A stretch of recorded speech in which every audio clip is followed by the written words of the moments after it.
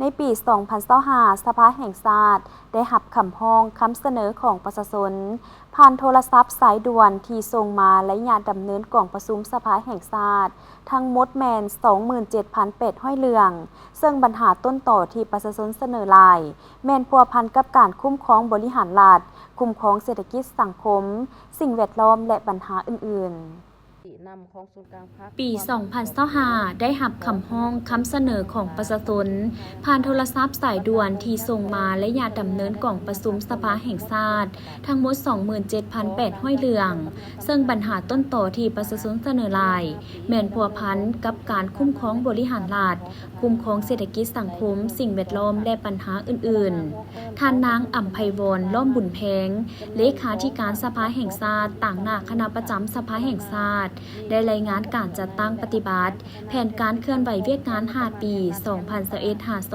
2021-2025 และประจำปี 2025 ของสภาแห่งชาติสุดที่9และเวียกจุดซุ้มฮอดกล่องประชุมขั้งปฐมฤกษ์ของสภาแห่งชาติสุดที่10ห่างแผนการเคลื่อนไหวเวียกงาน 5 ปี 2026-2030 และประจำปี 2026 ของสภาแห่งชาติสุดที่10ซึ่งการจัดตั้งปฏิบัติแผนการเคลื่อนไหวเวียกงาน 5 ปีได้พิจารณารับร้องการสร้างและปรับปรุงกฎหมายในระยะ 5 ปี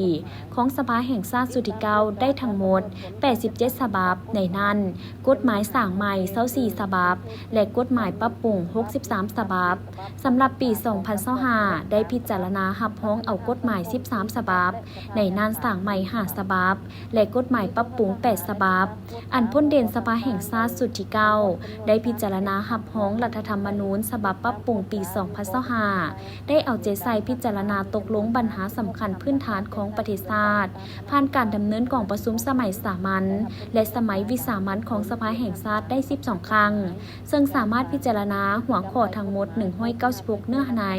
และรับร้องออกเป็นมติกล่องประชุมสภาแห่งชาติได้106ฉบับระยะ5 ปีได้ดำเนินกองประชุมสมัยสามัญและวิสามัญของสภาแห่งชาติได้จำนวน12ครั้งพิจารณาหัวข้อทั้งหมด196เนื้อในและได้รับร้องออกเป็นมติจำนวน106ฉบับเอกสารซ้อนท้าย3 2025ได้ดำเนินกองประชุมสมัยสามัญจำนวน2ครั้งและกองประชุมวิสามัญ1ครั้งพิจารณามีอยู่26เนื้อในและรับร้องออกเป็นมติ26ฉบับอันผลเด่นได้พิจารณารับร้องการปรับปรุงรัฐธรรมนูญฉบับปี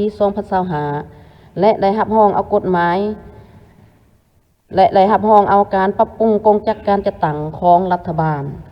ได้ดำเนินกองประชุมคณะประจำสภาแห่งชาติจำนวน60ครั้งพิจารณาหัวข้อทั้งหมด76และรับร้องออกเป็นมติจำนวน519ฉบับเอกสารซ้อนท้าย4 ปี 2025ได้ดำเนินกองประชุมคณะประจำสภาแห่งชาติทั้งหมด12ครั้งกองประชุมวิสามัญ6ครั้งได้พิจารณาหัวข้อจำนวน11เนื้อในและออกเป็นมติจำนวน91ฉบับสำหรับปี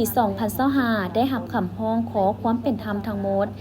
236ฉบับและพิจารณาแก้ไขแล้วจำนวน121ฉบับเท่ากับ 51.27 ส่วนห้อย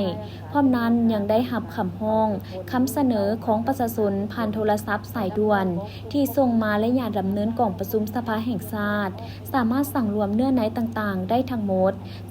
27,800 เรื่องซึ่งปัญหาต้นต่อที่ประชาชนเสนอหลายแม่นพัวพันกับการคุ้มครองบริหารรัฐคุ้มครองเศรษฐกิจสังคมสิ่งแวดล้อมและปัญหาอื่น